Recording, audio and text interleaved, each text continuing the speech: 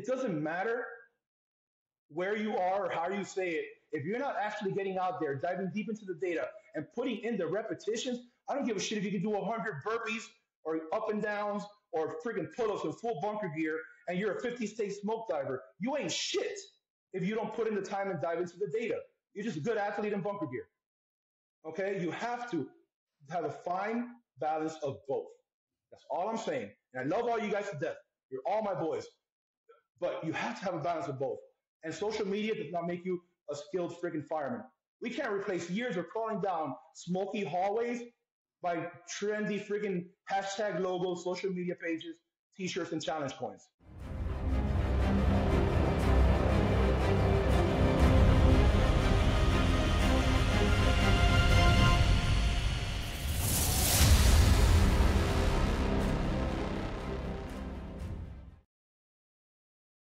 Okay, what's up, everybody? Welcome to the Relentless Rejects Podcast, episode 29. We took a little bit of time off for a little family focus, but we're back and we're interviewing one of my favorite people in the fire service, Rob Ramirez. You might know him for his Mayday Mindset. He's born and raised, first generation Cuban-American. We're going to touch base on all that. He's Mr. Varsity as fuck. USAR teams, FEMA, response to hurricanes. He was even responded to the Haiti earthquake in 2010. Everything writ, everything Mayday. You already know. I'm surprised if you don't. You already know what the man's all about. But we're going to dive deep in some topics and get to know him a little bit more. Maybe talk about some things that he hasn't talked about yet on a different podcast. We'll see. Let's see where it goes. But let's see. Let's check in with Rob. How you doing? What's up, brother? Thanks for having me on. I've been looking forward to getting on your show for a while. And we finally made it happen, and I'm excited to get this going. Yeah, you're the only person that when I reached out to you, you were like, "Hey, let's plan something 2 months in advance because you got to get it in the calendar." But you have so many things going on. Like, I don't know how you balance out your days. Balance is a challenge, right? And it's a moving target. I try to not saturate my schedule when I'm not at the firehouse. I'm still an active firefighter, career firefighter, and looking forward to the next chapter of my life. But I got two boys, and they deserve a dad. And as you know, because I know you've posted and talked about it, and we've texted back and forth, because this is not our first time talking, for those listening. Mm-hmm. This is a balance that passion and family, a lot of us fail in that area, myself included. So it wasn't a bougie 2 months out. It was like a realistic, let's set a date that we won't cancel on each other, and we're not robbing Peter to pay Paul. And I appreciate you making the time for me, bro. No, for sure. And I was actually having a hard time because we talked about it before. I was out. I took a 10-day to do a road trip with the family to go. It's leaf peeping season in Colorado. So took my girls out, and it was so hard for me to not look into the future and be like, I got to do some podcast prep. I got Rob coming on. I can't drop the ball on this. I still need to post the podcast from last week, and being able to just disconnect from everything and just focus on what's in front of me, including especially my girls and the atmosphere that I was in. You know, I got leaf change, gold, red, yellows with snow-capped mountains all around me. And I'm thinking about the fucking podcast. You know what I mean? It's tough. Dude, I would give my pinky to hang out where you're hanging out with your family, dude. I got humidity, heat, everything's green, and I'm about to go chase a hurricane in a couple hours. Yeah, that was another thing. You messaged me right before we were gonna start recording. You're like, "Hey, I need 30 minutes because you're sending some guys. There's a hurricane coming into the Panhandle area, and you got to send a ton of resources on that because you are the rescue team manager for the Department of Homeland Security and FEMA and USAR out of Miami." That's correct. I'm one of 6 rescue team managers on the FEMA Urban Search and Rescue Team, Miami, Florida. And our role as a rescue team manager, if you were to translate that to the firehouse, fire department equivalent, it would be like a SOC chief. So I'm responsible for every special operations unit being deployed, as long as they're not hazmat. Hazmat's the only thing we do not cover. So we cover everything from structural collapse, confined space, search, rescue, swift water, ropes, high angle. That falls all under the managers that are rescue team managers. The hazmat team has their own. The medical team has their own. And even search has their own. FEMA breaks it down pretty, you can go down wormholes with FEMA as far as their rescue abilities and components. They're a highly specialized machine, man. And when they're in your area, you're in good shape.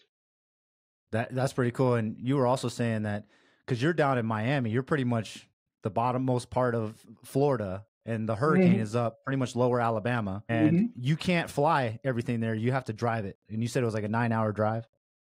Unfortunately, under the best conditions, it's a 9-hour drive.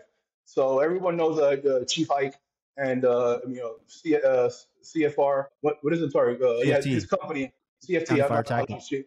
My apologies. So County Fire Tactics up in Pensacola, right? Anytime I've been to those conferences, it takes me under the best conditions, 9 hours, and I'm still in the state of Florida. And we go from where I live on the East Coast, Eastern Standard, to time zone when I cross into Pensacola Beach. So same state, 9 hours apart, and different time zones. Actually, funny story, the first time I ever went to Pensacola for HROC, probably back in 2015, 2016, I jumped in the lobby elevator to go to my room, and I ran into a bunch of brothers from Austin, Texas. And we do the whole fireman thing. Hey, how you doing? Where you from? And they're like, Austin, how about you? I'm like, I'm coming down from South Florida. They're like, oh, man, that's not a bad drive for you, dude. We just drove from Texas. I said, how long was your drive? They said 10 hours. 8 hours. I drove 9. So it's a pretty long That's drive. wild. Yeah, back to your question, my apologies. I do that a lot, Preston, so you can feel free to cut me off, dude. I'm a talker. I love talking.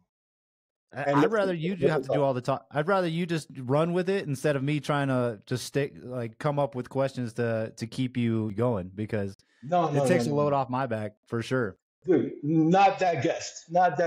For sure. I'm putting some dude on a treadmill right now listening to us. So if you're the manager, right, rescue team manager, are you still doing a lot of deployments yourself, or are you kind of just coordinating? Yeah, no, we go downrange with the team. Okay. So we're working bosses. Nice. We're responsible for the planning pre-deployment. We're responsible for the operational planning with the task force leader and all the other managers every evening and every morning prior to daily missions and meetings with the squads. The squads will be like your firehouses. Each rescue squad has a rescue squad officer. That rescue squad officer will be the equivalent of a company officer on a rescue unit, in a heavy rescue in a city or a town. And then he has rescue team specialists assigned to him. And specialist is like the firefighter rank. And we meet with all the squad bosses in the morning. We divvy up their cash or their equipment. We assign them the grid areas they're going to search and work in. And they go down range just like you would work your zones at your fire department. And if they come across any working incidents, we deploy down to them, meet them, come up with an action plan, and see what resources we have to support this building, support their operation, dig through a robopile, and we run the command portion of that. So we're constantly with them on deployment. Yes, we do. Would you say FEMA has their stuff dialed pretty dialed down, packed to where you can go anywhere in the country and work with people you never met and everything goes pretty smooth? Brother, honest answer, absolutely yes, but not always. This is my 17th year on the team, right? I came in on the team 17 years ago, like in 05 or 06, I want to say, whenever Katrina was. But I came on the team as a brand new guy, and it was after the whole Katrina thing that FEMA really started getting their act together. They changed directors. The program's been around since probably like Oklahoma City. Oklahoma City bombing was the birth of the FEMA urban search and rescue programs. Even departments like New York City, everybody sent teams to Oklahoma City for the federal building bombing. And they were operating as like strike teams, for lack of better terms, and being paid by really no entity and no organizational component. It was during that activation that the government, the U.S. government out of D.C. said, hey, we need to figure something out because we have an opportunity here to create an asset that's national. And from that came the 28 national urban search and rescue teams that are now part of the whole entire Homeland Security urban search and rescue package. So in the country, coast to coast, border to border, there's 28 active urban search and rescue teams. I am one of 8 teams in the state of Florida that are part of the 28 team system. I'm curious. So for the firefighter that is looking to get into something like that, like who does this attract specifically for members of the fire service? Without throwing bones at myself, it attracts guys that are those 1%ers that don't get enough of sense of duty at work, want to do more. And you don't get any slackers. It really polices itself. It's not an organization where you can go hide is not an organization where you can just go through the motions. There's only 80 seats, and it's not run by a fire department. It's run by the FEMA system, so it's a regional team. We have components on my team from Miami firefighters, Fort Lauderdale firefighters, West Palm Beach firefighters. You're looking at 3 different counties. If you're going from the south end of Florida to the north being West Palm. So you have 3 counties worth. Imagine where you're part of the world in Colorado. You had 3 entire counties, and every fire department, town, municipality in those 3 counties was eligible to apply for that team, and there was only 80 seats. So you really get to pick who you want. And when you go out the door, you feel like you're playing big league ball. Like, holy shit, like we're squared away at the firehouse. These guys are next level. When you're the new guy, you get that sense of like, holy shit, this is not my regular community. Yeah. And the freedom they give you and the shit that you're allowed to do, there's no holds barred. Yeah. We're not bound by policy, procedure, and SOGs and some overly protective, safety-minded fire chief. Right. Wah, wah. I got to tell you, brother, like, for the people that are listening or going to listen to this, when you say like this is for those 1%ers, you know, we got our shit together. I guarantee you, there's a few people where their heart rate started going a little bit faster, and they're like, this might be it. This is like the next step for me. There's those firefighters out there, right, that are looking for something to increase their purpose and find their passion and enhance their skill set. And it sounds like if you're up to the task and you're qualified and you're no nonsense fireman, then it could be an opportunity for you. It really is. It really is. I've never really talked about this in depth on any podcast, but it really is an opportunity for guys that come from organizations that maybe don't have the opportunity to get on a heavy rescue, maybe don't have the opportunity to work special operations. They don't have a special operations community. They're an ordinary ops kind of department, right? But you can apply for that as an individual and be contracted and hired through FEMA. And like I told you this morning, I just got I got activated this morning for deployment. So once you get activated, I contacted my operations chief and said, hey, chief, I just got activated. Looks like we may be deploying tonight or tomorrow morning. And I'm immediately off the schedule at work. My coverage and everything is covered. It's no different than being a reservist in the military and getting called to duty. And organizations handle it the same. I know I'm fortunate because like we said earlier, I'm in a part of the country where we're constantly being bombarded for 4 months out of the year by hurricanes. And so our activity level is really high on the FEMA side and on the state side, whether it's Governor DeSantis activating us on the state side or DC moving assets. We're always moving during this time of year. And so we've figured every way possible to fuck this thing up to learn from it over 17 years. Yeah. So it's been pretty cool. But that's how a lot of us learn the best, is through failures, mistakes, trials, tribulations. I mean, that's pretty much 90% of my life.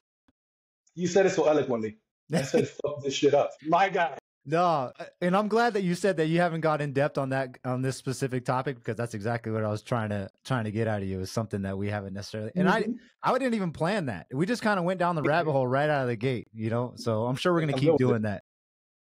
Yeah. The reason why I tell people that like you're one of my favorite people in the fire service is because, for one, you do the work. Like, hearing about your work ethic, I think from your upbringing and your parents, or at least your dad, or your heritage, actually, but then also just being a complete nerd in the fire service, hearing that you weren't necessarily the best student athlete in school. Like you said, I've heard you say you're smart enough to get decent grades to be able to play sports.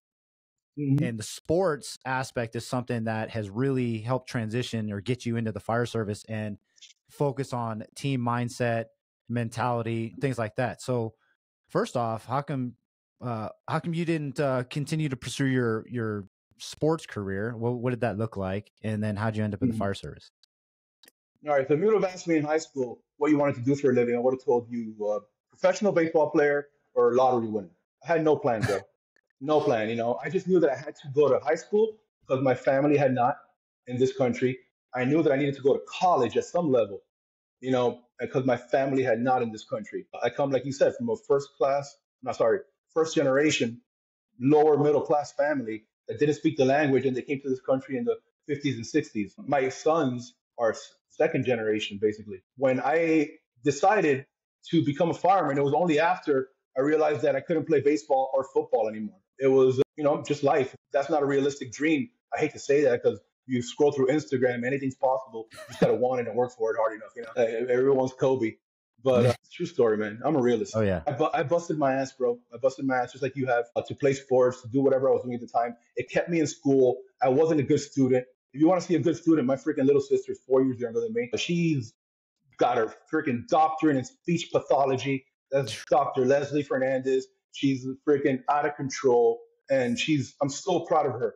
And her kids are geniuses, and she loves school, and she wanted to get her bachelor's and master's and doctorate and speech pathology, and she's in medical programs, and I'm over here effing off, trying to throw a baseball hard, and maintain a 2.0 just to stay on the team because I wanted to hang out with my boys. That translated into a buddy of mine one day told me, dude, over the summer, if you got nothing to do, fall ball's over, summer league's over.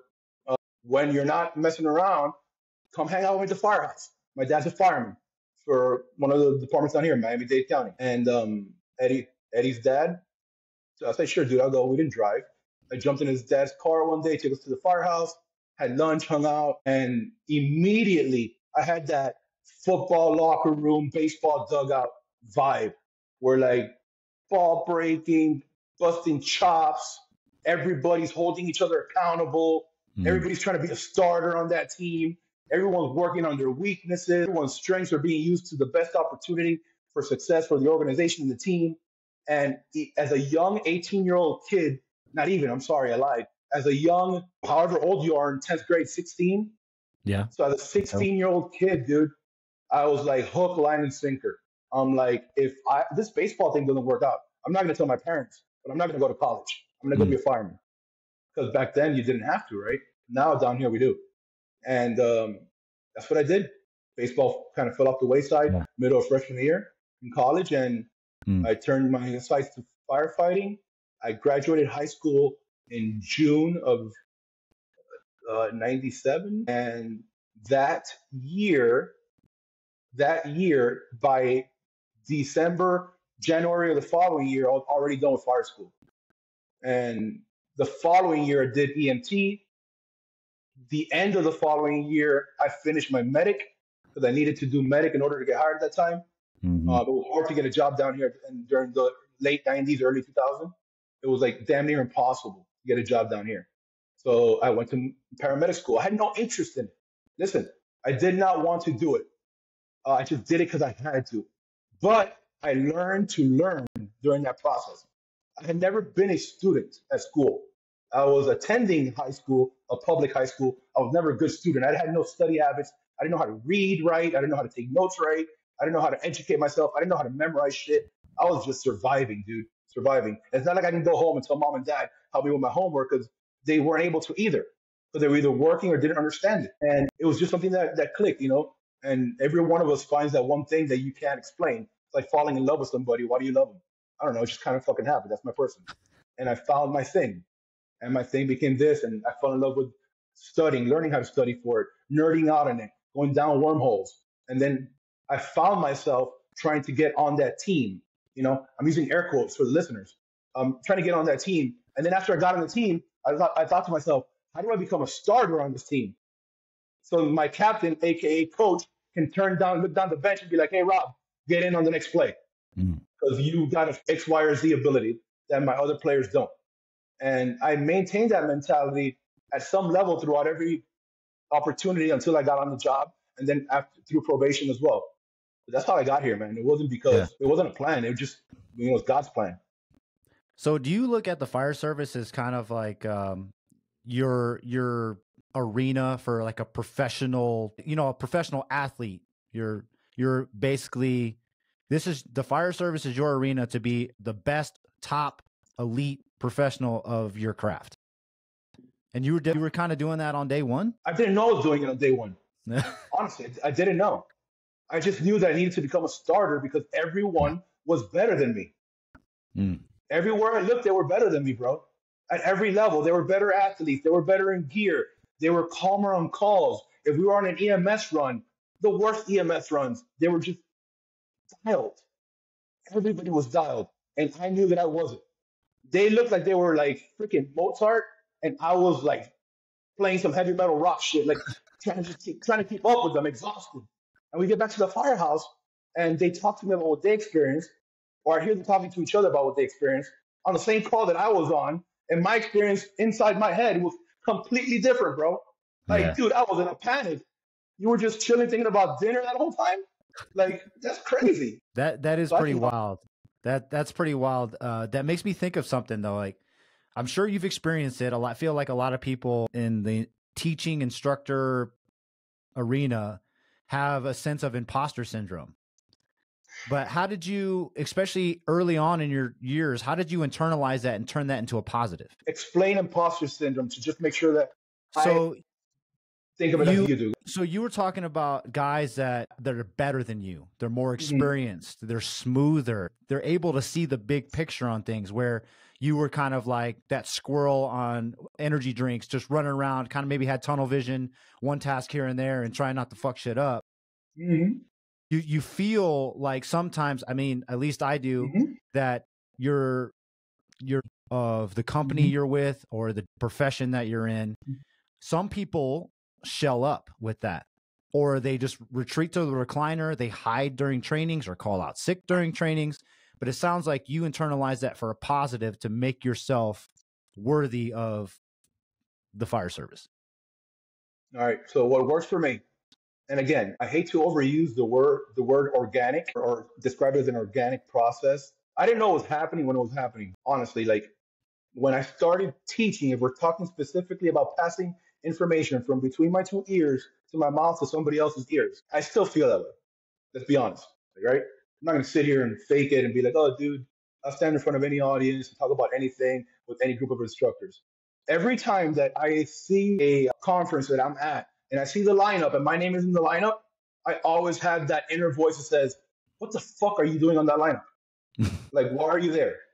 To this day, I promise on both my boys, this is not a lie, every single time. That fuels me to be better. That inspires me to dig deeper. That makes me a fire service nerd because I have to make sure that my content is relevant, credible, and relatable, right? And no one can ever turn to me and be like, hey, Rob, you haven't been on 1,000 roofs, so you shouldn't be teaching X, Y, or Z ventilation, which I don't, just using it as an example. Because I can always rebut that with the information I'm giving is still accurate despite the fact that I haven't been on more roofs than Santa Claus, if that's the conversation we're having, right? Being around those people, although it intimidated me, you said it right. I used that intimidation as a vessel to dive deeper into the subject matter and make sure that my content and conversation were relatable, credible, and on point and up to date. And listen, you can be the most credible instructor in the world, wear the right freaking patch, have come from a freaking 200-year-old fire department in one of these freaking fire-centric cities in the Northeast. It doesn't matter. If you are not relatable, you are going to lose every single student and audience you talk to. You need to have a healthy balance of relatability and credibility. Too much or too little of either makes you a shitty instructor, okay? I sat in front of dudes that are freaking the most credible, out of control, big mustache, salty brim, fought more fires than I'm ever going to see in a 200-year career. And you cannot relate to them because they're not relatable. Their information, the vessel they're using it, the conversation they're using to give you the information, you have to dig through a pile of local jargon and colloquial language to understand what they're saying. If you and I can go talk to an audience, give the same information, maybe not as good, but the same information and be relatable and use terms and analogies and vessels and examples that the audience understands at every level, whether it's a 1-year guy or a 25-year guy, we are better at the delivery and at the message than anybody else, despite your tenure, location, or what patch you wear. And I'm a firm believer of that. And that keeps me grounded, bro. The second that I think that I'm good enough, I know myself. I am by nature a lazy human being. I'm not sitting here and lying, dude. I'm not the hardest worker in the room because God made me that way.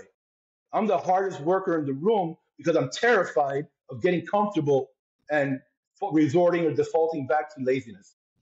And sometimes not being lazy means cracking a book and reading a boring study. 73 pages of a disorientation sequence study written in 1983. But now when I go talk, I can package those 73 pages into 2 PowerPoint slides and help somebody work through zero visibility. You know, I pride myself in that. Man, that just blew me away that you talked about how you take that, like we initially started talking about you taking that, I called it imposter syndrome, and you used it to give an example of how you see your name on a list for a conference or the instructor list, and it makes you feel like you're not worthy. But yeah, because you feel that way, you dive into boring articles to find something just like maybe 2 sentences out of a 73-page document so that you can put into a slide, so that way the 1-year guy understands why he needs to do realistic training. And once again, and that's why I tell people, you're my favorite fire service nerd. You dropped in on the podcast, the Outliers podcast with me, and I said that live on the podcast. I heard it. No, it was cool. Awesome. No, that brings me to a topic that you sent me, and I'm going to add a little bit to it though. So you said data driven versus street vetted, and I'm going to add a little bit to it, Instagram vetted. Can you talk a little bit on the 3 differences and how you've made it, once again, relatable, and how it's helped you in your career? All right. So data driven versus street driven versus street vetted versus experience driven. There's 2 sides to every coin. And the same way that you need a healthy balance of relatability and credibility, I am a strong believer, and I'll talk to anybody until I'm blue in the face about data is great, right? Data driven is great. Data. It's so available now. Like, shame on you if you're listening and you do not take data into account. Shame on you. Like, we operate in a fire service where we have so much information that we've never had before. We have so many conferences, symposiums, talking, speaking, learning, teaching opportunities we've never had before nationally. The internet, Instagram, Facebook have made the fire service so damn small. There's no reason why Rob Ramirez from Miami should be talking to Preston in Colorado on a friggin' noon, whatever day of the week it is. Like, and this is my guy. Like, because of social media, it is such a powerful vessel when used the right way. The problem becomes when you have a bunch of data and no experience to support that data. At that point, it's just theory. And in the world of analytics and science, you need to apply both experience, testing, and theory into one big giant kettle, give it a stir, and see what pops up. Because in theory, a bumblebee has no business flying. It's not built the right way, okay? Yet it still does, and it exists. We have to understand that experience matters, because if I read something the data says, UL says, National Fire Academy says, Firefighter Rescue Survey says, Data Not Drama says, insert study here, Mayday, Project Mayday says, if I insert one of those components into a presentation and never attempt or try it either in training 1,000 times or in the real world once, then I really shouldn't be pushing that item too hard down people's throats if I've never vetted or tested it or experienced it. Everything needs to be tested in the real world. Everything. And sometimes the real world may be just a prop, a realistic prop with a group of jam-up guys, and do that a couple 100 times, right? And after 100 times in the realistic conditions, you can basically start breaking down, will this work for me, for my organization, and the amount of PPE that I'm wearing? If the answer is no, then don't fucking do it. A lot of these things, man, you look at these drags and carries, and I'm going to go back to my lane. I'm going to stay in the RIT world. You're getting me jacked up. In the RIT world, transfills, mask replacements, mask swaps, bottle changes, blah, blah, blah, blah, dude. Like, all these fucking trendy terms and things that we're doing. I teach all of that. Everybody should be teaching that. But understand, guys, that's the worst case of the worst case scenario. If you're doing something like a mask swap in an IDLH to a firefighter, dude, you're a fucking actor on Ladder 49, the movie. That shit is fucking very low frequency. The data supports it being low frequency. The best thing you can do for that member is grab his ass and take him out. If you cannot operate in the environment that data tells you you should be operating in as a primary plan, if you're not training for the primary plan and only training for that what if emergent plan of that type of UFO lands on Main Street shit that never happens all the time, you're failing to train and you're an incomplete product. All those drags that we learned years ago before the UL study, that told us, pick the guy up here, pick the guy up there, go into your pocket, bring out your piece of webbing, tie a double flying raker short figure eight on a bite, confined space, alpine hitch, which none of that shit exists. But let's say it did, with fire gloves on, below 3 feet, 600 degrees at your neck, zero visibility. Dude, that's a fucking pipe dream, dude. That's not going to happen. It's not going to happen. You're not that good. I'm not that good. Your body, regardless of where you are, how much training you have, or if you worked in the Bronx in the freaking 80s or 70s or 60s, dude, your body will not handle that stress, and neither will your mind. It doesn't matter if you're a day one guy or a SEAL Team 6 guy. It doesn't matter, man. It doesn't matter. The data's taught us, if you cannot operate in fully encapsulated bunker gear, in zero visibility, below 3 feet, then you are not operating in the real world environment. So everything you carry on your person, every drag, skill, firefighter rescue technique you do in IDLH should be done in zero to no visibility, in full turnout, in a space that's below 3 feet. If you can operate there, then everything else gets better. But if you can only operate above 3 feet with visibility, wearing utility gloves or extrication gloves, not a hood, not really blacked out, blah, blah, blah, in a sterile environment, fire tower training center, apparatus bay, no consequence for failure, you're really not growing, dude. You're just a parrot repeating a freaking word you're teaching it, and it gets rewarded every time by getting a cracker. You're nothing more than a mimicker. You're not a skilled practicer or a tactician. And I don't even know how we got down this road, but I honestly hate the fact that without the data, I hate the fact that with only data, you're allowed to have a platform. And people immediately associate platform with skill. Platform is not skill.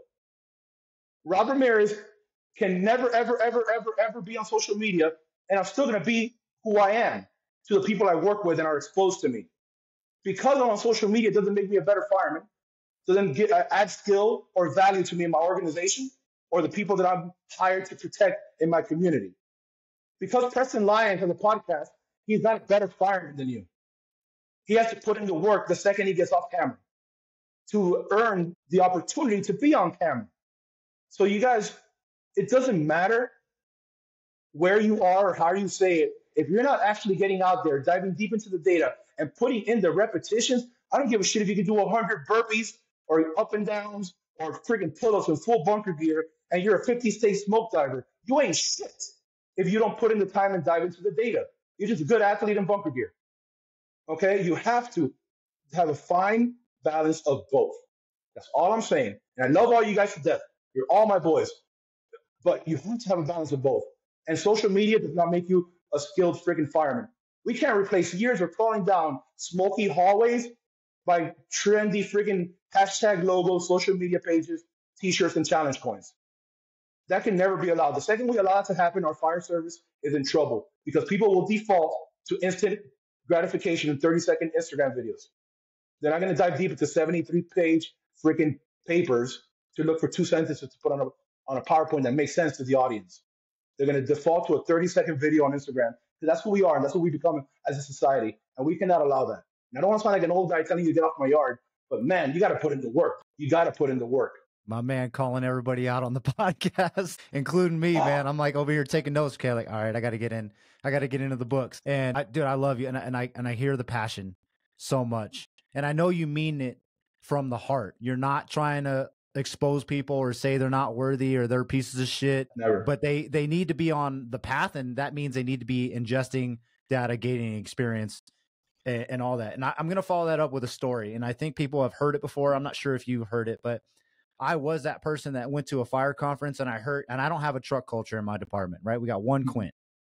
And I heard those things about searching ahead of a hose line, searching the fire floor or the floor above a fire without a hose line, truck company style operations, all these things. And I was super jazzed. I'm like, yes, this is what we need in my department. And instead of going out and repping it and finding where it fits in my organization and relating the SOPs with data outside of what we're not utilizing and all this stuff, on my next fire, I said, guess what we're doing, boys? We're going above the fire without a hose line, and we're going to search in zero visibility. And I've heard you say this before, and you say lizard brain, right? Just that primitive way we go about things when we're in uncomfortable situations, and very primal. Took my guys to floor 2, and we started crawling around like little babies, man. Our communication was shit. Our coordination was shit. I didn't make a game plan. I went up there, and guess what I had to do? I had to back us out. And it was very humbling. It was somewhat humiliating. I was at least humble enough to go to my chiefs and tell them that I fucked up and I've learned from it. But what was worse was I had a guy on my crew that next morning call me when we were off shift, and he goes, "Hey man, I know you had a gut feeling to pull us out and all that stuff. But I got to tell you, if we found a victim the second time," because we went back up the second time with a hose line. He said, "If we had found somebody that second time, I don't know if I could live with myself." And it's just one of those things about gaining that experience, right? I went out and got some awesome lectures and some hands-on training, 1-day hot class for truck company operations. And I tried to go do some hero shit, and I completely failed because I had not ingested the data, repped it out, put myself in realistic training scenarios, which we're going to continue to touch on. But yeah, I mean, I'm one of those firefighters, but it was something where I will never forget that. And I've become a student of things like that, search, packaging, truck company operations, so I can eventually implement it into my crew's tactics. But I jumped the gun, and I'm sure a lot of firefighters are doing that today. I'm guilty of that too.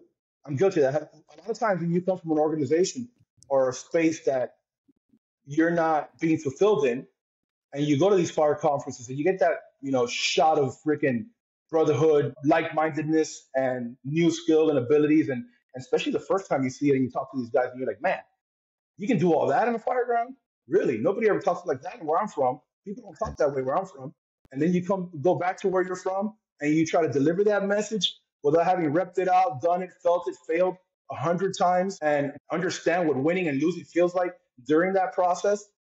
And then diving deep into the losses to learn why you lost, so that when somebody loses in front of you, you can teach them and let them know and normalize that process for them. Because firemen are not used to losing. Tell you what, the majority of the fire service, man, outside of the people that listen to these podcasts, outside the students that go to fire conferences, the large majority of this fire service thinks they're perfect little engagement range diamonds, fully finished products with nothing to learn and nothing to do but play their position on the fire ground.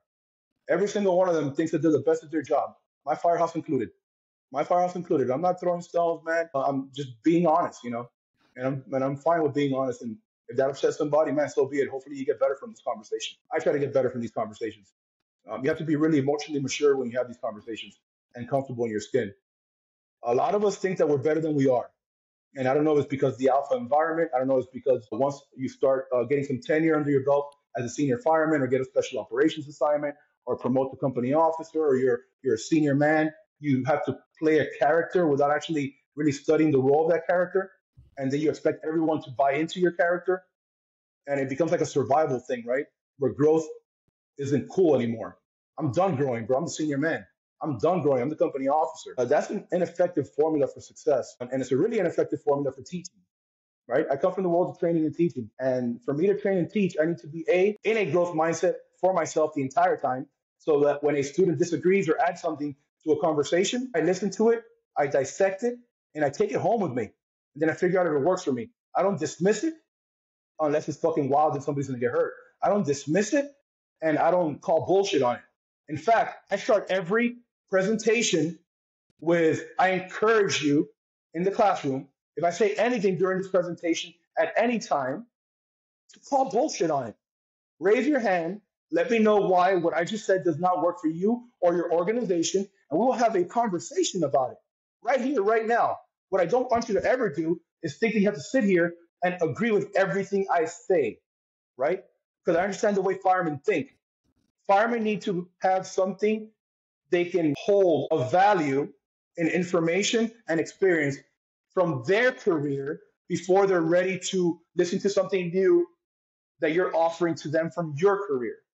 A fireman needs to hear that what he or she has been doing is okay and right, because he or she knows that they've applied it in training and on the fire ground and in their organization and his work. So why does Rob or Preston or insert other person's name here have to teach me a new way, which they're saying is A, more effective or better? Explain that. And then when you sit there and you dissect that with them and you invite that conversation and you make it safe for them to have the conversation with you, and you support your position with data, science, and sprinkle some experience in there, and then let them know that their way works and that you would apply their way, but this is why the new way that you're teaching them also works and may work better, more efficient, and faster. If they do not buy into that process, that give and take, then you're spinning your wheels as an instructor and they're just an empty capsule sitting in front of you. They need to buy in. Adult learners need to know that what they've done matters. What they know to work still works, but your way also works and is safe for them to disagree with you. It'd be really, really hard to teach something new to a senior fireman by completely dismissing everything they've ever done in their career and said. We don't operate that way, dude. We're not kids. The reason why adults have a hard time learning, specifically firemen, is because we have an unrealistic sense of self-worth, which is also the reason why scientifically a 1, 2, 3, 4, 5-year-old can learn 2 languages without an accent and mess up over and over and over again without giving a shit and allow you to correct them over and over and over again because they don't have an unrealistic sense of self-worth and importance.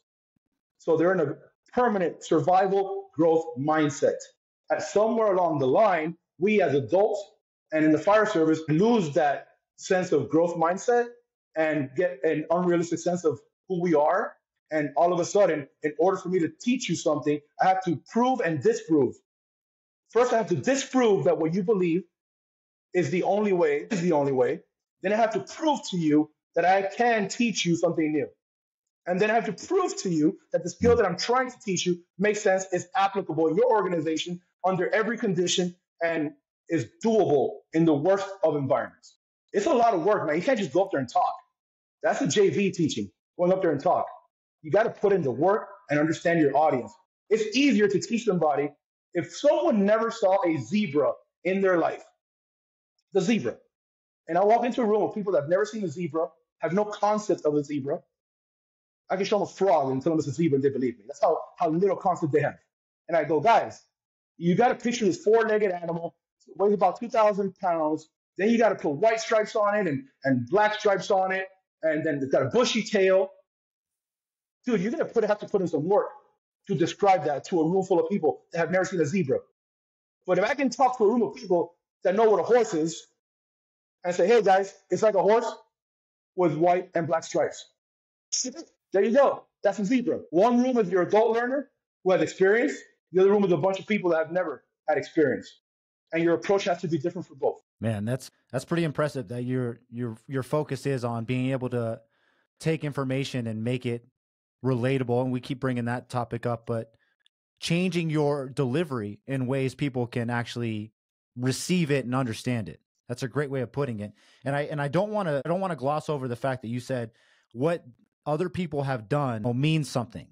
You can't, and I've done this, but you can't come back from a conference or outside training and be like, we're doing this wrong. We need to change this. We've been doing this wrong for 20 fucking years. I've only been here for 2, but we've been doing this wrong for 20 years, right? And then all the people that had been doing that, or even the people that wrote the SOPs and had done the research on the other way they were doing it, they automatically hate you. And now anything you try to teach them, they're not going to listen to you because of that approach. So I respect that you're telling the people that you got to acknowledge that what people are doing is worth something, but now you're going to put in the work and gain the credibility and earn the trust and respect from these people. So that way you're someone worth listening to. And that's something that I'm continuing to work on every single day. When we talked about data, for the people that are trying to figure out what data to go out so they can make an impact in their organization, what are some of your favorite platforms or resources for data?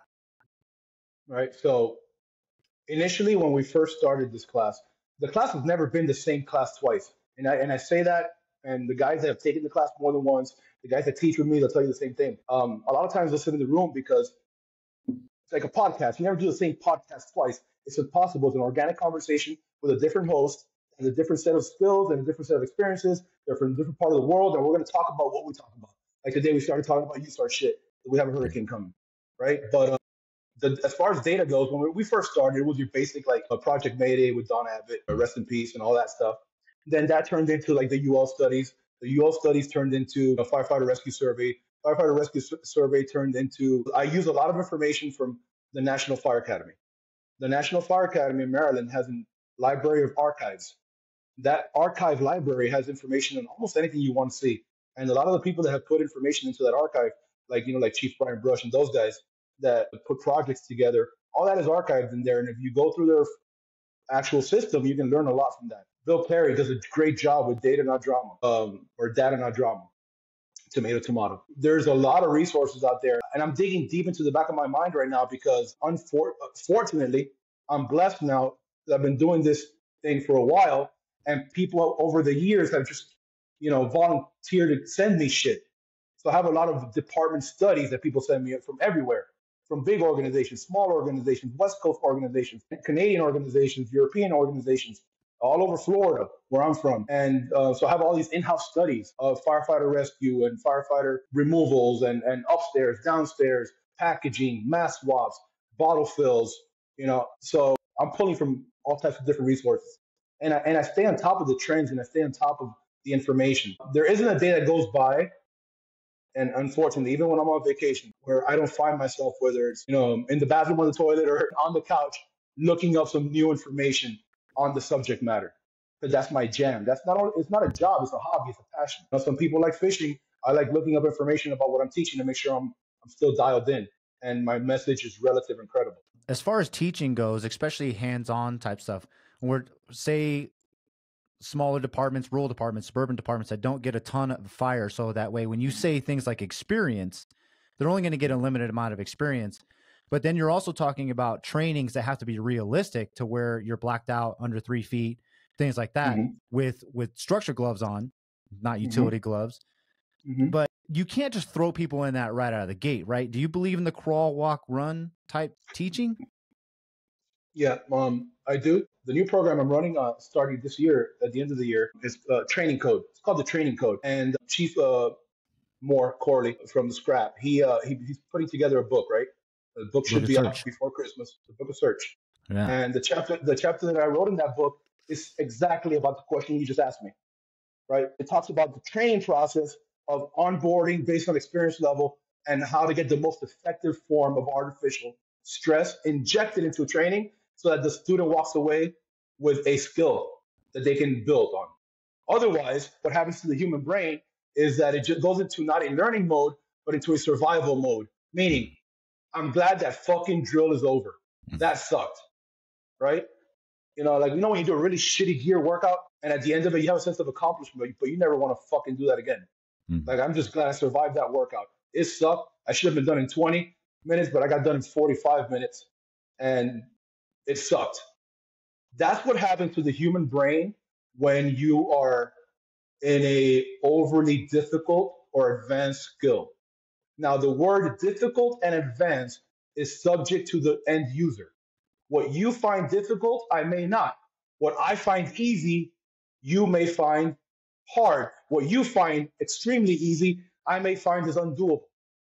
So the word easy and difficult is subject to the end user. You have to know your audience. You have to talk to the students. You have to talk to the people. If you're teaching an organization, you have a pretty good picture of who's who, right? But if you're traveling and teaching, it's a different crowd, different departments, different tenure, different ranks, different parts of the country.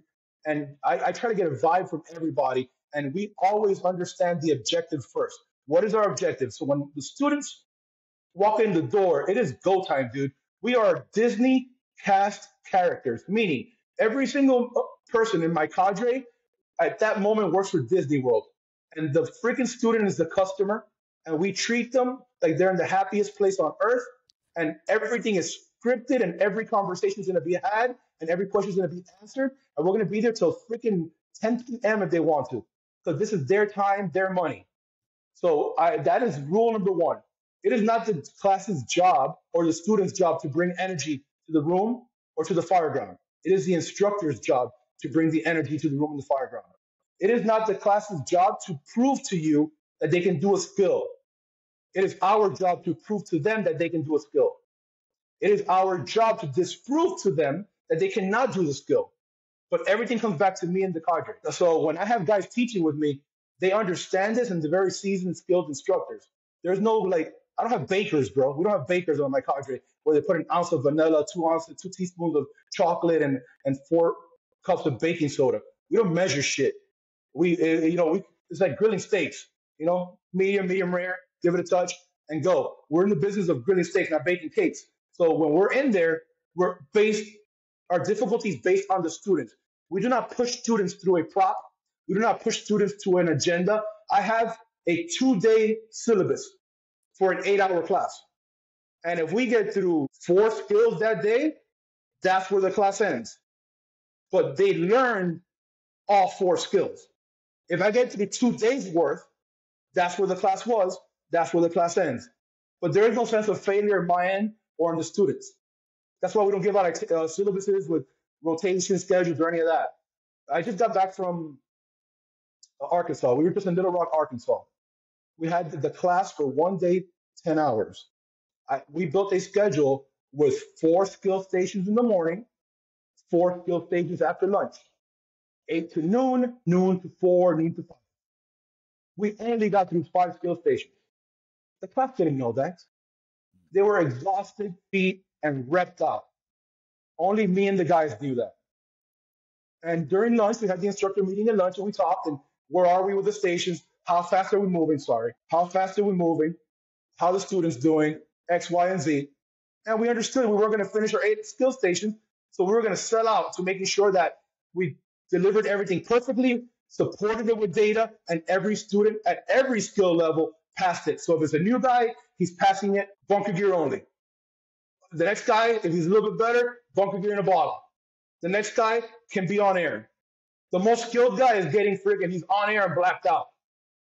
And then the really advanced guy is on air, blacked out, and we're making him work on his contingency plan. So he's going from a primary plan to an alternate plan, to a contingency plan, to an emergency plan.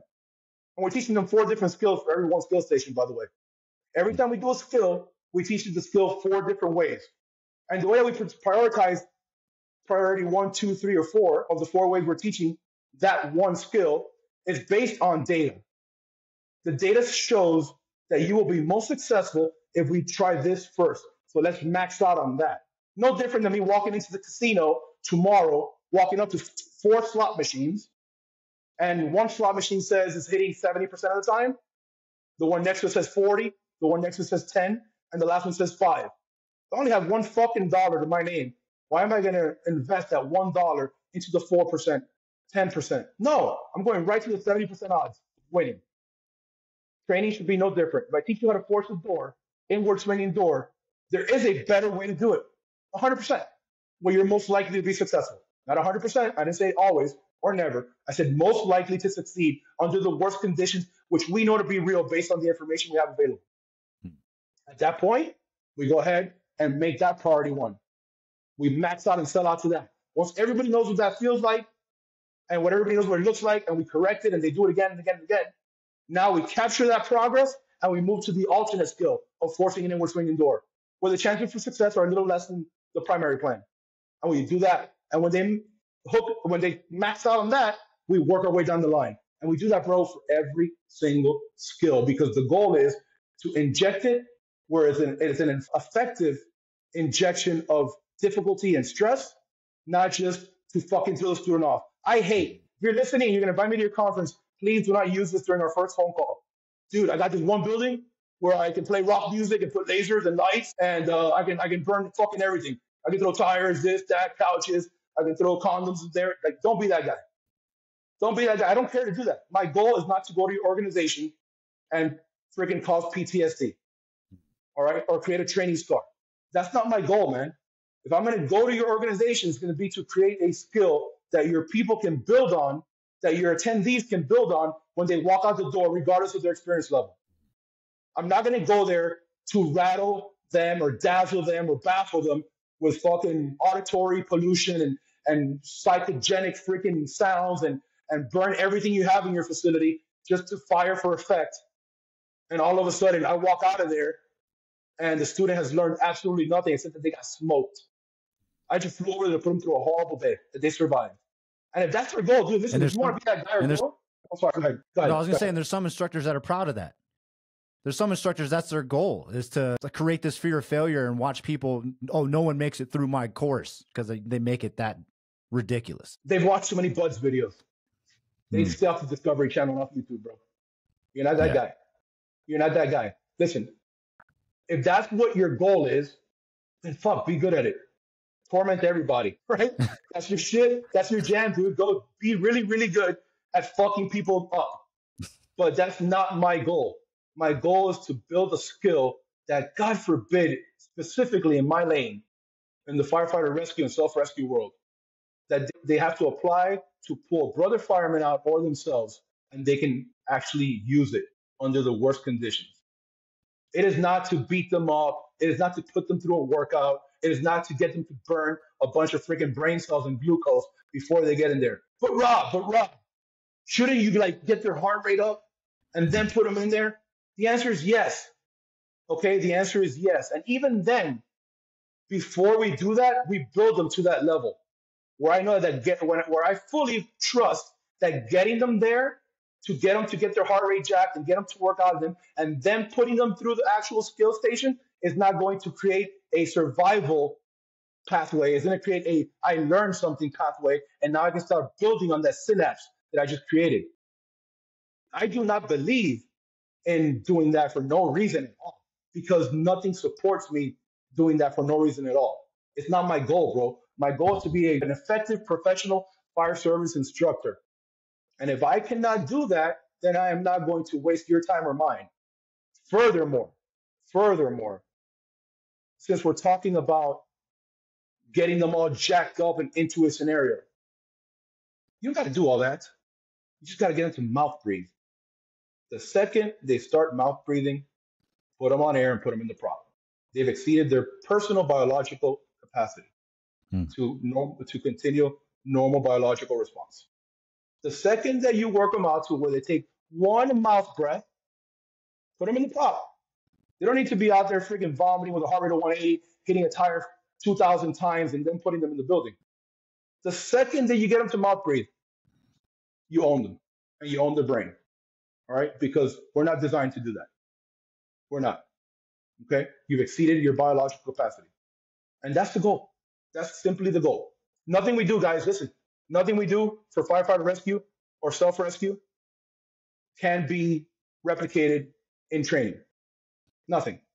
The sense of I'm going to die, the sense of everything I do is terminal and has a permanent consequence, cannot be reproduced in training because it is a safe environment by nature.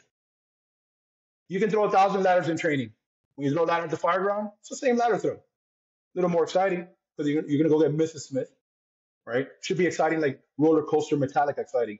Fuck yeah, dude. But guess what? While you're throwing that ladder, 8 times 8 still equals 64. When you are throwing a ladder to get Firefighter Smith, nothing we do in training can prepare you biologically for that because that has terminal consequences. When you are Firefighter Smith and you're laying in Mrs. Smith's basement at 2 a.m. on a cold winter night and you can't move your fucking arms or legs and there's 600 degrees on your neck and you're free-flowing air and your mask is knocked half off your face and you call your Mayday, that biological response cannot be replicated in training, no matter how good I am in any program. It just cannot be, okay? Because the consequences of that situation are terminal. Cancel Christmas, never see your family again, and everything you do decides whether you're rescued or you rescue yourself or someone names a drill after you a couple weeks later, challenge coins, and if you're in the hood, you get a t-shirt with your face on it with some purple in the background, all right? 100%, bro. We do not have enough experience in this arena to pretend like we have experience in this arena. And I'm talking specifically about firefighter rescue and self-rescue. Is that, I mean, with that scenario you just talked about with Firefighter Smith in Mrs. Smith's basement, is that what led you to create the Mayday Mindset Training LLC? I mean, or is there a specific event that happened to you that you're like, I never want that to happen again. I want to make sure that doesn't happen to anybody else? I've always been into training. The whole Mayday Mindset LLC came from a small experience, and I've mentioned this before, right? It wasn't even on the fire ground. On the fire ground, I've had, personal moments like most of us had where we're like, oh shit, am I jammed up? Am I jammed up? that wasn't supposed to happen, right? I shouldn't have reacted that way. And you have that internal clock that goes off where like, I've been in here too long, or things are not getting better, or I thought that I was here, but I'm there. And then if you're a thinker, you'll go home afterwards and you think about it. You'll be like, okay, that sucked. How do I fix that, right? I've fortunately never been in a situation where I'm the guy calling the Mayday.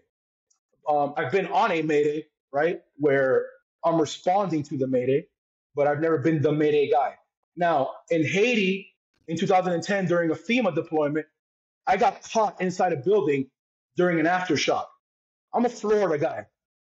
Earth does not shake in Florida. So it was like, and while we were in Haiti on that deployment, we got hit, and I want to say the number was somewhere between 47 and 53 aftershocks. And an aftershock is just another fucking earthquake. All right? I don't know why they just don't call it that. It's just another, the earth is still shaking. And it's really weird, and it messes up your equilibrium, and it makes your stomach feel funny, like free falling on a roller coaster, because your body does not understand that earth is moving. So here we are, we're in this building, and you can picture like this 24-inch by like 24-inch collapsed hallway where everything's narrowed down to like a box, like a straight box. And we're crawling on our bellies. We get to the end of the hallway. It's a concrete 5-story structure. It had a pancake to 2 stories. We had live victims that we knew that were trapped. We had been talking to them, communicating with them through the walls. So real muffled tones. I'm in there with my buddy Timmy Gleason, which is my co-lead for the program. And Timmy and I are in there with another firefighter, and we started using our breakers, or Hilti breaking hammers, to the wall to our side, laying on our side in the 24-inch crevice, breaking the wall to my right, if I'm facing the screen right now. And while we're doing that, every time we start breaking, I would feel rubble and concrete hitting me in my helmet. And it was from the vibration, but our structural collapse engineer told us we were good, unless we had an earthquake, because the building's not stabilized. And it happened. Big old aftershock. That straightaway pipe started moving like a snake, and everything went into slow motion, like they say in the movies. It's absolutely true. And Rob Ramirez, I'm talking in third person now, thought that Rob Ramirez was better than Rob Ramirez actually was when it came to high stress situations and self-rescue. And I froze and gave into my position and reacted like I never thought that I would. And it took a kick in the face from the person in front of me to get me back into reality and get me back in the self-rescue fight. When I left there, the conversation was never had with anyone but myself until I got back stateside and I was home and I started having a hard time going into training. And I couldn't understand why suddenly I was having a hard time in training. And it took conversations and classes and people to understand that I didn't know what I didn't know. And I was going through a lack of, experience, lack of preparedness, trial and tribulation. I didn't know the right words for it, bro. But from that experience, I met Rick George, which you guys have all heard of. And Rick George, and I was a fan of Paulie Capel in your neck of the woods. Paulie Capel is the OG, triple OG of all this, right? Former Florida guy. And they spoke to me and to my heart. And I said, everything these two men are saying, I have felt in my core, and I need to get better at this. And then when I started learning it, I started learning how to teach it. I started experiencing the benefits of teaching it the right way, learning the right information, and organically, bro, extremely organically, from 2010 to 2014, Mayday Mindset became a thing. And that was the process of Mayday Mindset. I just needed to know what I didn't know. And I didn't know why I reacted that way. And no fireground instructor, and no fire conference instructor, and no book that I read was identifying what I felt. So I needed to dive deeper and find out why. It wasn't skill-based. Yeah. It was internal-based. It was the mindset. And no one was talking that language. If it's all right with you, can you explain a little bit further what hard time in training means? Because I'm sure a lot of people are experiencing that right now. All right. So in that part of my career, I was already a rescue guy, right?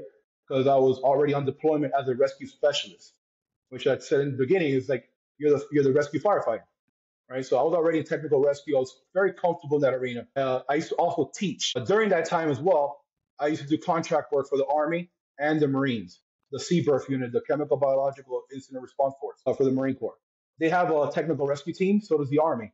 The Army Corps of Engineers has an actual 911th out of the Maryland area that does, and they're named that because of the Pentagon response during World Trade Center, that they're all technical rescue guys.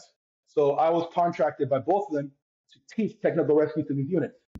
Why am I saying that? Because when you're teaching these soldiers and Marines technical rescue, specifically confined space, as an instructor, I would spend 8 hours in a box or underground in a freaking sewer, in a vault, in a freaking lift station, hanging out, waiting for these students to come in and package a mannequin and build a system and haul them out and sit there. And when I got back home, you couldn't pay me enough to sit in those vaults or sit in those freaking boxes. And I was like freaking out. I felt my heart rate changing. I could have fallen asleep there before. Before deployment, I could have gone down there after a long night and fallen asleep waiting for a student. And after that, I was in a constant state of anxiety and I need to get the fuck out of here. I don't want to be in this space mode. And that alone created I don't even want to be in my mask mode at work. I put on my mask for a workout and I'm like, this is crazy. I got to take this off. I can't breathe through this on. This thing's not right. This thing's not working right. I got to put on my air pack. Like I got to free flow this thing. I got to hit the purge valve because right now I'm not getting enough air. When I breathe, I can't get enough air. And I knew that wasn't normal because I wasn't there before. And I didn't know what it was. It wasn't like, yeah, I gained some weight, but I didn't go from like 10% body fat to like 80% body fat. I was like, it's not a physical thing. This is mental. And it's not an information thing because I didn't understand what's going on. I don't know how to beat it. And I was blessed to come across those guys and listen to them talk. And Rick George at the time was still on the job with Palm Beach County down here. And the first time I heard him talk, I'm like, okay, this is something that we can beat if we address it the right way. 1% incremental gains, a little one win a day, maintaining that small gains mentality, like those atomic habits that when you read the book, like all those things kept me and let me know, listen, dude, I wasn't fixing it on day one, but there had to be a day one in order for me to fix it. And that mindset created the ability to become efficient under stress. And thank God, man, it morphed into this where now I just wanted to give back and help other firemen. Like I'm down with helping Mrs. Smith, but I'm more down with helping Firefighter Smith. And I'm okay with that. Thank you for sharing that because I've met a few firefighters across the country and not a lot of them like to admit that because they feel like they're the only ones that experience that. I myself went through that journey with my daughter being in the NICU for 2 months and spending 12 hours in a room with her on my chest and all these beeping sound machines and wires and stuff. When I went back to work, one of the first things we did was went to a 13-floor hotel, packed out, threw some high-rise packs on our backs, and then started climbing stairs. I didn't make it to floor 4 before I had a complete panic attack. And I've done the Denver stair climb, right, at altitude, 110 floors every year for 3 years straight. And I couldn't make it to floor 4. Yeah. And it was embarrassing because I had to have guys come back downstairs, grab my tools, grab my hose bundle, and they tell me, open up your coat, all this stuff. And I'm like, I'm such a bitch. Do I need, can I do this job anymore? I don't know. And then I started, is this asthma? I have exercise induced asthma. Maybe it's just that. Maybe, it's my fitness level because I was in the NICU for 2 months, and it was just one of those things where it's the mind, like you said, the mindset. I had to slowly and surely just dive into my craft to make me build up my confidence once more. Because I still, at times, I still go through it. And this is the funny thing is, this is the first time I met Marcos Orozco, Hard Knock Sunday, training gear every single day, savage. And I'm going through this and I meet him and he's like, oh, let's go training gear. I'm like, bro, no, I can't right now. Nope. Yeah. So, something that we're all battling with. Thank you so much for sharing it. I have yet to meet Rick George in person, but I want to thank him for that because he talked about that with Jeremy Sanders on Crew First Culture. He's talked about it with John Spira on Fit to Fight Fire. So he's one of the first people I've ever heard talk about being uncomfortable in your mask when you weren't at first. Yeah. You hear about people in academy struggling, claustrophobia, all that, just getting used to the mask. But then when you're 10 plus years in, you're like, what the fuck? Yeah. What is wrong with me? So thank you so much for sharing that. You gotta share that stuff because it gives people perspective, right? We're all trapped in a bubble. We need people from outside our jar to read the label for us. Like you can't read the label on your own jar. So sometimes you hear other guys talk and it gives you perspective. And that perspective lets you know that you're not alone and that you're able to like grow from this situation. It's not a forever state, it's a right now state. You know, just like with failure. Failure is not a forever state. It's not indicative of your value as a fireman or the organization. Failure is part of the process. And this uncomfortableness and this phase and chapter you went through, man, that's just part of your journey. It was part of my journey, right? And both of us can talk about it openly. I'm comfortable talking about it because I'm proud of where I am now. And I know that what I'm doing is coming from the right place.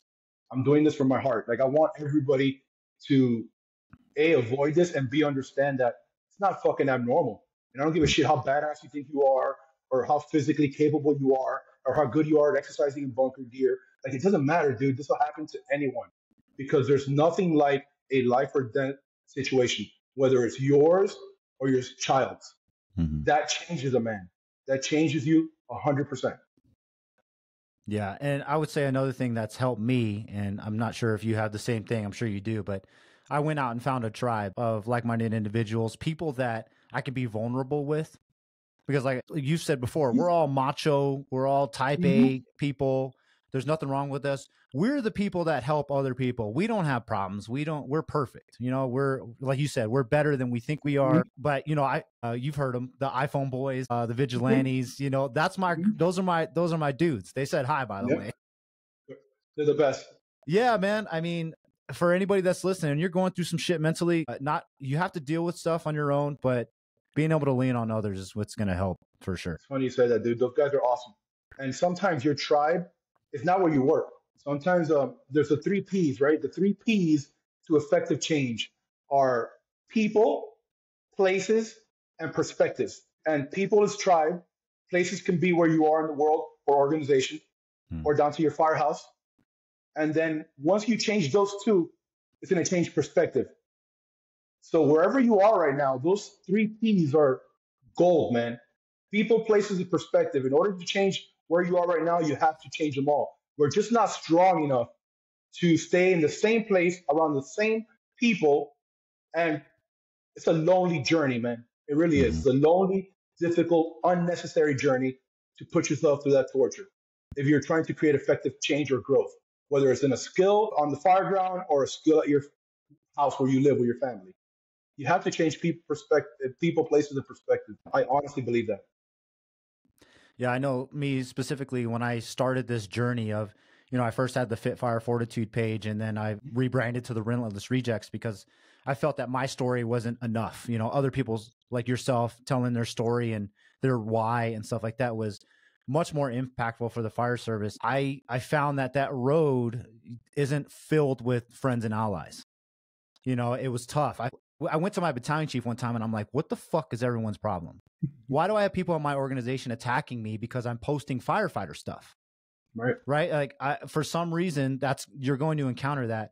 But one thing I've been trying to tell people is like, you got to persevere beyond that stuff because when you do find your tribe, when you find your people and you gain different perspective and you're around like-minded individuals, it changes your entire atmosphere, your surrounding. It changes your mindset. It makes you feel like you belong instead of you're some kind of outcast that's nerding out on fire stuff while everyone else is playing pickleball in the bay. Right. That's more mindset stuff, but it's more of community, tribe, just finding your people. 100%, bro. You have to find your people. And that comes with the freaking territory, man. It really does. Every single one of us is beating the same drum. You hear it everywhere. You read it everywhere. You see it on our social media pages. There's a reason why, dude. We're all sounding the same fucking drum. We're all staying on message. Like haters, and it doesn't matter, dude. It's part of the process. I've learned to accept it. I don't do it. I try not to do it. I don't engage in it. And I'm comfortable enough to understand that I want everyone to do well. And I don't need to bring another man down who's trying to do well to build myself up. That is absolutely the weakest thing you can ever do. Because none of us got into the fire service to do this. Not one of us. 18-year-old Rob, 19-year-old Rob never thought that 45-year-old Rob was going to be sitting here talking on a podcast about a Mayday class. Like, dude, so if you're going to fucking hate because I'm doing that, man, fuck you, dude. Like, That's not what I'm here for. And God bless you, and I hope you and your family do well. But you have zero real estate in my mind. You're Yeah. occupying zero space in my mind. I'll walk by you, shake your hand, high five you, take a picture with you, and post it on social media. And you know who you are, fuckers. Yeah. It's beautiful, man. And yeah, it took John Spiro calling me on the phone and telling me, he's like, stop letting these people live rent free in your mind. They don't matter. And you speaking about perspective, you know what I mean? I have to remind myself that these people have never walked a mile in my shoes. So their opinions are like water. It doesn't matter because they don't know what my ambitions are, what my goals are. They don't know I lived in roach infested apartments and had the childhood that I have, and me feeling like I'm meant for more, even though my bar was set so low. Like, my motivation's my motivation. I can't let anybody try to steal that from me. Once you let these people live in your brain and you let them steal your motivation, you're going to be just another sheep in the flock. Amen, bro. Yeah. Amen. That's not my jam, bro. Not doing it. Yeah. Let's get back on topic real quick. I want to talk about RIT, but I know I'm going to butcher it and maybe you can clear it up for me, but it's like, if you can't RIT, you can't truck, right? Is that you're saying? Oh, yeah. So let's give a salute to the truckies out there that are listening. All right. What is the meaning behind that phrase? So we covered the mental shit, right? We talked about the mental and why I feel like it's so important to think about RIT the right way. I think it's super important to understand the biology behind RIT the right way. I think it's extremely important to understand the data, history, and experience about RIT and to teach that the right way, right? This is where it comes down to the hands-on component, hands-on tools, right? Definitive action. Bro, I always say that if you cannot truck, you cannot RIT, because I come from a part of the world. For those of you guys that are listening up in the Northeast and other parts of the country where you have a RIT specialized unit, or everybody on a heavy rescue walking through the back, heavy rescue is assigned to RIT, or a squad engine thing shows up and they're your RIT company and the alarm and this, that, the other. Dude, God bless you. The rest of the freaking country, and I go to every freaking state, does not operate that way. Okay, they do not. There's very few pockets that do. So when I'm talking about if you cannot truck, you cannot RIT, I'm not saying that truck companies need to do the RIT operations. I've heard that. Hey, Rob, you're saying every truckie's got a RIT, dude? So who's going to search? Who's going to do inside, outside? Who's going to go to the top? No, guys, I'm not saying that. Hey, Rob, I'm an engine guy. You're telling me that I can't RIT? In my fire department, the engines do RIT. No, I'm not saying that. Hey, Rob, I ride an ambulance, but we fight fire. We're an integrated EMS system. You're saying we can't RIT? No, I'm not saying that either. I'm saying that if you cannot search in zero visibility, ahead of a hose line, without a hose line, above a fire, below a fire, if you cannot force doors, if you cannot run saws, if you cannot soften buildings, pull bars, throw ladders, get lifeless, heavy firefighters oriented, dragged, and removed from windows onto ladders, receiving them, packaging them, clearing ways from the building to the freaking ambulance. If you cannot do any of that, you don't belong on a RIT team. If you do not show up to the fire ground with a traditional truck company skill set, and they put you on a RIT team or fast team, you are out of position, and all of us are in danger because you're playing that position. We are going to lose. The manager, the coach, the battalion chief, or the incident commander, insert whatever analogy you want here, is playing you in the wrong position. Because when I get on the radio and I say, Mayday, Mayday, Mayday, second floor, and you start coming for me, and the last time you threw a ladder was 10 months ago, the last time you searched for a person in zero viz was never ago, the last time you found a down fireman and dragged them in all his gear down a 25-foot hallway, made two left, two rights, without the protection of water, without the protection of a wall, down to a window, cleared a window, took all the freaking lady parts, drapes, and pretty shit off the window, broke the glass, took the sash, cleared the frame, got me to the window, put me out the window after you already put me on air, and then another person on your unit grabbed me and brought me down a ladder. If you have done none of that routinely, you're going to fail. You're going to fail. And that's the reason that I say if you can't truck, you can't RIT. I don't give a shit if you show up on a scooter. I don't care how you get to this fire. If you're in the volunteer world, show up in your freaking Dodge Ram. I don't care, dude. But if you show up, you got to show up with a truck company skill set. And if you don't have that, we have plenty of work for you. There's a bunch of other shit you can do in this fire ground. You just don't belong on my RIT team because that's not for you. Nowhere had they ever said, God, I wish this RIT team was able to get us a better water supply. God, I wish this RIT team was able to draft from that lake back there. God, I wish this RIT team can do hose jujitsu in the parking lot with a 2.5. No. It's God, I wish they can get to that guy faster, find him faster, drag him faster, break every door and wall on the way to find him, clear every opening they have to, throw ladders faster, clear windows faster, drag him faster, remove him down a ladder faster. That's what you want. And I don't know where you guys work, but in my part of the world, I just describe nothing but truck company operations. If you don't believe me, sign up for your local conference and take a truck class. That's all you're gonna fucking do. Man, I don't even know what to say to that. That was beautiful. I do want to follow it up with this though. What is your message generally to the people that think RIT is like a duty where you're just sitting outside of the building doing nothing? Like it's a punishment. Get close for this one. RIT fucking sucks. All right? Listen, I will put myself out of business. RIT is not sexy. All right? It's like going to a house party when you're in college and all your boys are inside and you're standing in the front yard with a red Solo cup, but you can't go in. All right? And your boys keep coming outside and say, hey, Rob, it is out of control, amazing in there. You really should check it out. Tons of beautiful women. The music's great, but you can't come in, bro. I'll bring you another drink if you need one. That's what being RIT is like, right? Yeah. And I'm just joking, but it's true. None of us, myself included, want to make a fire and immediately get assigned to RIT. The fun is at the end of a nozzle or during a search. That's fun, okay? But dude, if that's my assignment, I'm going to RIT like a motherfucker, right? And I want to make sure that I do that to the best of my ability because I take every assignment, as should you, on the fire ground as a serious assignment. At no point does my needle or my barometer change because you gave me an assignment.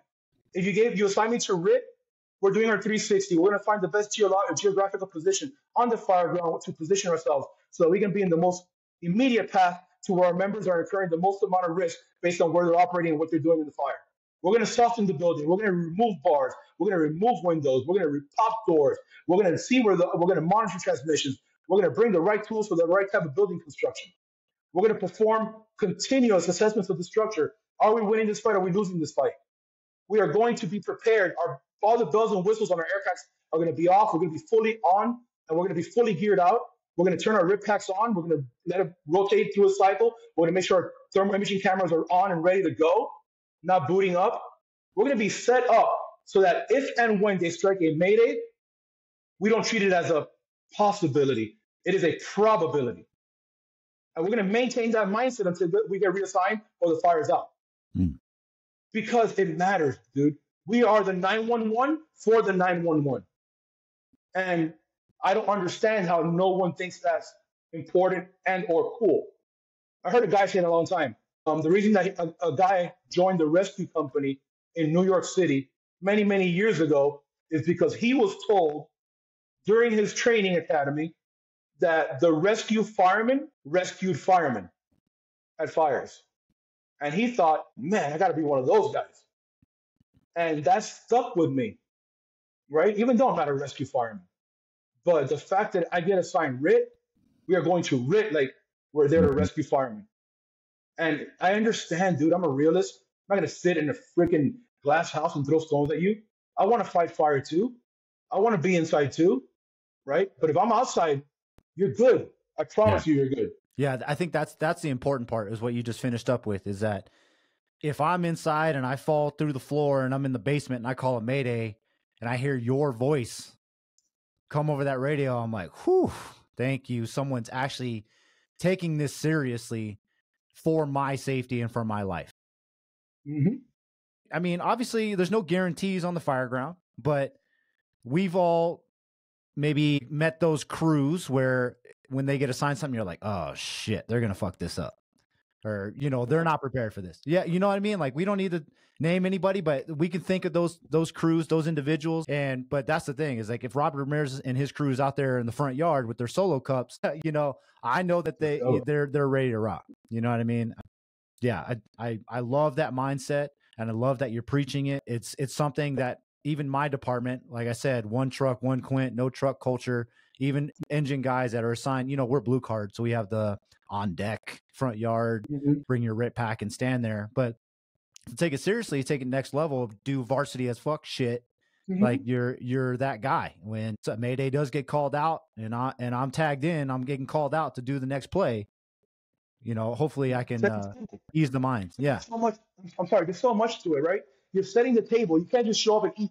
Like you're setting the right equipment, the right position, the right location. You're making sure you're running through all your shit. Make sure your members are dialed. Make sure that you all understand everybody's position on that red team.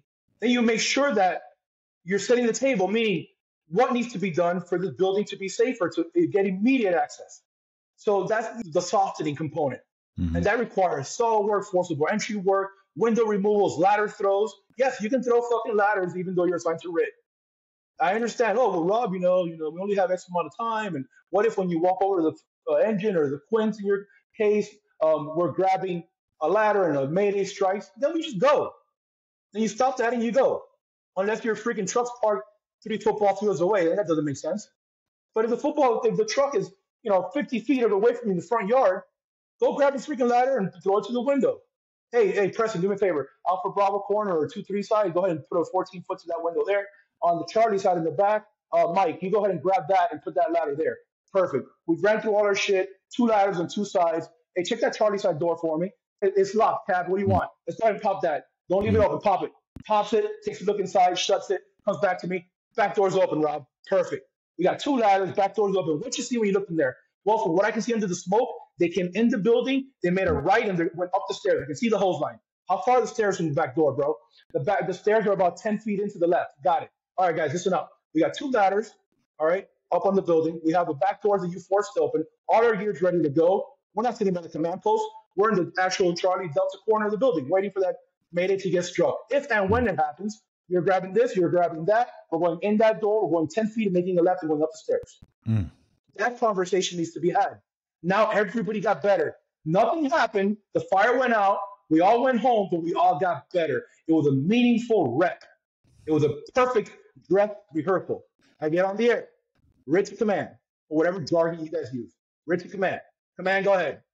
RIT company's position in the Charlie Delta corner of the building, sir. We have access to the structure via the first floor Charlie side door. We have a ladder on the Charlie side Division 2. We have a ladder on the Delta side Division 2. Command, copy. If I'm the host team inside and I hear the guys outside have access to the back door, they threw a ladder for me and the guys on the second floor Delta and the second floor Charlie, I know for sure these guys got my back and it's fucking go time.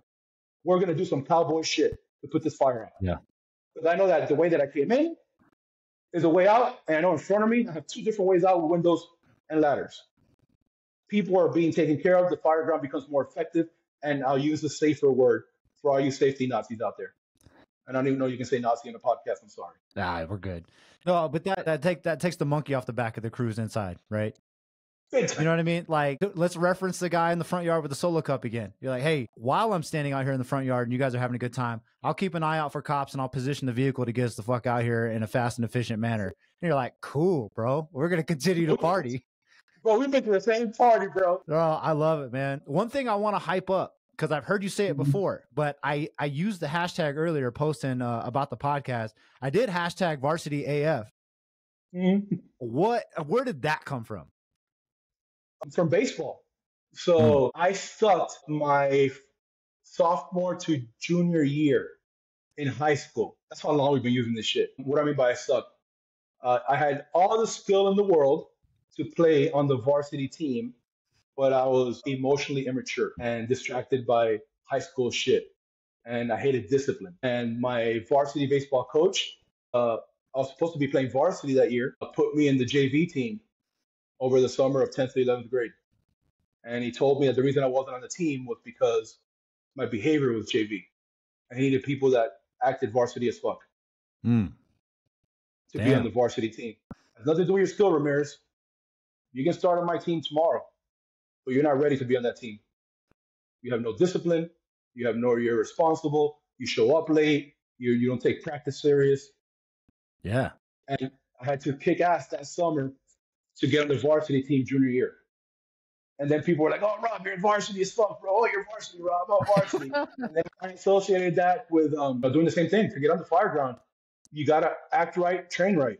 Yep. Otherwise, you don't belong on this team. Man, I want to put that on a billboard somewhere, because I can think of so many firemen that are rock stars at their skill set, but at the same time, they're not about it. They're not passionate. They're just natural athletes. They're just really good at it. And if they had just switched a light bulb on in their brain, they could be so dominant, so impactful in the fire service, but it's just so hard to get those people connected. So yeah, I love that. I never really, because I've seen you always do varsity AF and all that stuff. And I'm like, man, what's the backstory behind that, bro? Because no, but that's awesome. I love that. It was a joke between me and my boys. Like my guys went to school with me and played, grew up with me. They know what it means. It wasn't like a fire service thing, so I would always put it. Yeah, no, I mean, I experienced that too, man. In the Navy, I was always a jock, right? So I worked on flight decks in the Navy, and I was running around. I was like sharp and crisp with all my movements. I was dialed. I was hot dogging. I was doing cowboy shit. I even had them say, "Hey, you need to dial back the cowboy shit on the flight deck," because I'm spinning fucking $70 million F-18s around on a flight deck, with jet exhaust and all kinds of stuff, and I'm looking flashy. And but I was out for me. I only cared about how I appeared, how I looked, how much how good I was. I didn't care about the team, right? And I can see how I did actually get benched a couple times because of my attitude. So I resonate 100%. With varsity AF so much, and I'm going to probably use it a lot more. That's where it came from. Yeah, man. We're over an hour and a half. We didn't get a chance to talk too much about Mayday Mindset, but I want to ask you, I mean, for one, like anything you want to add with that platform, and then where do you see it in the next 5 years? Hopefully in 5 years, it'll grow more. I'd like to see it at FDIC 1 year. That'd be great. I truly believe that the platform of FDIC and Mayday Mindset will work well together. I don't give a shit about me going FDIC. I give a shit about the program going FDIC, only because of the platform that it provides. The class itself is a unique class. It doesn't deal with so much of the how-tos, but the why-tos. And the why-to is very important, because we need our warriors to be thinkers, right? And not just warriors. A thinking warrior is a dangerous thing. And our fireground firefighters need to understand that. Understanding the why is just as important as being capable at the how. If you don't know when to apply it, you're completely useless to me on the fireground, specifically in the world of firefighter rescue and Mayday. The class keeps growing, man. The data keeps coming in. The information keeps coming in. The way that we teach it changes based on the information that we have. We've had, and I'm not even lying, at this point, we were doing it, Timmy Gleason and myself, on the way back from Arkansas on the airplane. We were talking, and we were somewhere around 3,100 students over the last 8 years, and 3,100 students. That's 3,100 fuck ups, 3,100 successes, 3,100 different ways of teaching it, learning it, doing it, watching, repeating it, fixing it, growing. It's just constantly changing. I hope the class is still around. It'd be great. I'm also working on the training code program, which is going to be focused on adult education, behavior under stress, the positive and effective injection of artificial stress, specifically in firefighter training. And that's what the chapter is all about in Cordy's new book. I hope people find it interesting, because it's kind of a nerdy thing to teach on the fire ground. But my target audience is thinking firemen. I want thinking, capable firemen. I want guys that can do it at a high level and understand it at a high level, and then break it down and teach it at a kindergarten level. That's the goal. I don't want anybody that shows up here and talks over their students. I want guys to teach down or up to any level they can by being able to dial it up and down. Doesn't matter how much information you have. If your incubator is too hot or too cold, your eggs are never going to hatch. So you got to keep that motherfucker like at 98.6 degrees, regardless of what information you're delivering. So I hope the program is good in 5 years. I hope that the training code gets picked up. I hope that the program at one point gets to FDIC. If not, I'm good with that too. And I'm going to just keep doing my thing, man. The phone calls keep coming in. I've made so many friends across the whole country. Guys like yourself, guys like people I never even thought I'd be friends with, are people that I talk to regularly now and see 5, 6, 7 times a year. And our schedule is jam-packed through July of 25. So very, very blessed and very, very happy, man. That's great. And lucky for you, I'm doing a podcast with John Velez, and our first guest is going to be, not our first, but our guest on October 1st is going to be Chief David Rhodes. So I'll plug in for you. Let him know he needs to get you over to FDIC. Yeah. Shameless plug. Shameless plug. John Velez and Tailboard Misfits are going to be a part of Firefighter Nation, and we're going to be doing a podcast. I'm going to be a co-host, partner with him every month at least. We're going to be dropping podcasts on like culture and leadership and stuff. So hopefully, sorry, dude. John's a good dude, man. Yeah, good dude. Yeah, he's another one of those guys that is young, and he's just a committed, passionate student of the game, and I love him. He keeps me. He keeps. Awesome, man. Good guys.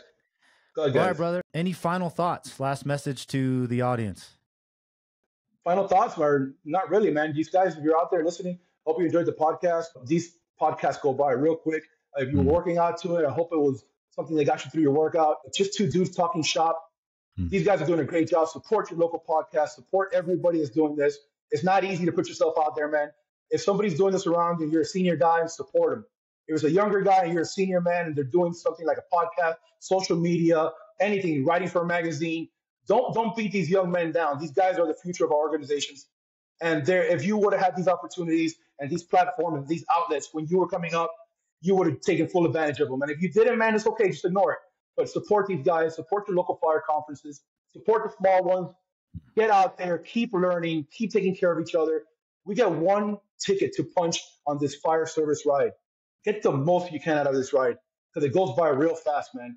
Thank you, and I love you all, man. Beautiful.